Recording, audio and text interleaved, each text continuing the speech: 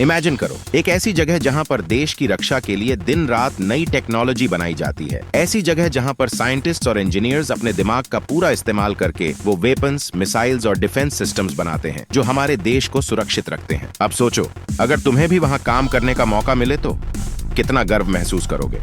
यही है डीआरडीओ, यानी defence research and development organisation. अब बात करते हैं कि डीआरडीओ में एडमिशन कैसे लिया जाए, लेकिन इससे पहले एक छोटी सी कहानी। साल 1998 भारत ने पोखरण में न्यूक्लियर टेस्ट किया। पूरी दुनिया शॉक में थी। अमेरिका, जिसने अपने सैटेलाइट से हर चीज पर नजर रखी थी, वो भी नहीं समझ पाया कि भारत ने इतनी बड़ी टेस्टिंग कैसे कर ली और किसी को भनक तक नहीं लगी। लेकिन ये कमाल हुआ था डीआरडीओ की देन से। वो साइंटिस्ट्स जिन्होंने टेक्नोलॉजी को इस लेवल तक डेवलप किया कि भारत अपने डिफेंस में सेल्फ रिलायंट बन सके। क्या तुम्हें पता है कि इस मिशन में डीआरडीओ के साइंटिस्ट ने कैसे अंडरग्राउंड टेस्ट्स को इतने सीक्रेसी के साथ एग्जीक्यूट किया? ये वही जगह है जहां पर हमारे देश के सबसे ब्रिलियंट माइंड्स काम करते हैं। अब सवाल आता है कि डीआरडीओ में एडमिशन कैसे लें? क्या कोई भी वहां जा सकता है? क्या वहां एडमिशन का कोई स्पेशल प्रोसेस होता है? इसका जवाब है हाँ और नहीं। डीआरडीओ में सीधे एडमिशन नहीं लिया जाता, बल्कि यहां काम करने के लिए कुछ स्पेसिफिक रूट्स होते हैं। पहला तरीका, अगर तुम साइंस या इंजीनियरिंग के स्टूडेंट हो और तुम्हारी फिजिक्स, केमिस्ट्री और मैथ्स पर अच्छी पकड़ है, तो तुम डीआरडीओ के लिए सही कैंडिडेट हो। दूसरा तरीका, जेट एग्जाम के जरिए। डीआरडीओ में साइंटिस्ट बनने के लिए ज्यादातर रिक्रूटमेंट गेट एग्जाम के स्कोर के बेसिस पर होती है।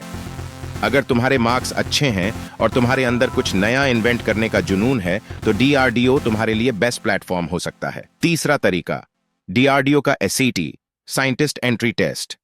डीआरडीओ हर साल एक स्पेशल एग्जाम कंडक्ट करता है जिसे एसएटी कहते हैं। इस एग्जाम को क्वालिफाई करने के बाद तुम्हें डीआरडीओ में एंट्री मिल सकती है। लेकिन सिर्फ एग्जाम देना ही काफी नहीं है। डीआरडीओ में वही लोग टिक पाते हैं जिनके अंदर क्यूरियोसिटी होती है, जिनमें कुछ नया सोचने की एबिलिटी होती है। अब एक रियल लाइफ एग्जाम्पल देखते हैं। इमेजिन करो कि तुम बचपन में एक खिलौना कार से खेल रहे थे। वो चल तो रही थी, लेकिन उसकी स्पीड बहुत स्लो थी। तुम्हें क्यूरियोसिटी हुई कि इसकी स्पीड कैसे बढ़ाई जाए। तुमने उसकी बैटरी चेंज कर दी, मोटर में कुछ मॉडिफिकेशन किए और अब वो पहले से तेज चलने लगी। डीआरडीओ में काम करने का मतलब भी कुछ ऐसा ही है, लेकिन बहुत बड़े लेवल पर। वहां पर साइंटिस्ट टैंक्स, मिसाइल्स और ड्रोन्स को बेहतर बनाने के लिए इसी तरह के एक्सपेरिमेंट्स करते हैं। डीआरडीओ में एडमिशन लेने के लिए सबसे जरूरी चीज क्या है? Hard work? Yes. Smart work? Yes. लेकिन सबसे जरूरी चीज है डेडिकेशन और पैशन। डीआरडीओ में उन्हीं लोगों को लिया जाता है जो अपने काम को लेकर पूरी तरह कमिटेड होते हैं। एक और मजेदार फैक्ट, क्या तुम्हें पता है कि भारत का पहला indigenous fighter jet Tejas DRDO की ही देन है? ये फाइटर जेट इतना एडवांस्ड है कि दुनिया के कई देशों ने इसे खरीदने में इंटरेस्ट दिखाया है। और सोचो, इसमें काम करने वाले साइंटिस्ट में से कोई तुम्हारी ही तरह एक स्टूडेंट था, जिसने कभी सोचा भी नहीं होगा कि वो एक दिन इतने बड़े प्रोजेक्ट का हिस्सा बनेगा। अगर तुम्हें भी लगता है कि तुम्हारे अंदर कुछ अलग करने की चाहत है, तो अभी से तैयारी शुरू कर दो। डीआरडीओ सिर्फ एक ऑर्गेनाइजेशन नहीं, ये एक ड्रीम है, एक सपना जो देश के लिए कुछ कर दिखाने की चाहत रखने वाले हर इंसान का होता है।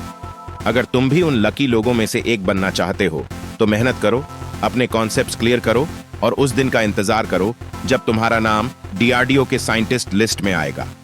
तो दोस्तों, अगर ये वीडियो तुम्हें पसंद आई हो तो इसे शेयर करना मत भूलना। और अगर तुम्हारे अंदर कोई सवाल या डाउट्स हैं तो कमेंट सेक्शन में बताओ। मिलते हैं अगले वीडियो में, तब तक के लिए जय हिंद, जय भारत।